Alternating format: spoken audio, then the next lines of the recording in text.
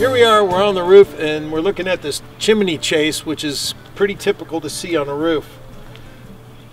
The chimney chase has a saddle flashing in the back. This one here is nice because it has a cricket. But what's happened here, you can see right down here in the corner, they've actually put some sealant in here, which causes a ponding area right here. You can see from this mud on both sides that water is sitting back here and creating a pond. That's actually causing the siding here to dry rot. You can see where somebody has come in and actually looks like they've cut the trim up a little bit out of that area. But typically what you want is a nice area for water to flow around this chimney and go downhill. So this is a potential problem for this chimney chase.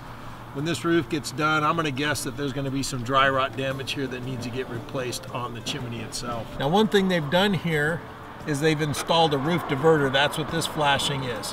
And it's designed to capture the water right before the chimney chase and divert it away to the sides. They've got a longer one over on the other side to get water away from a little sunroom. This is a nice way to get water away from a critical area. However, this flashing it's down here still has the basic problem of holding water, which again is right on the wood siding. You want to keep that siding up a little bit so that water's not contacting it and causing problems long term.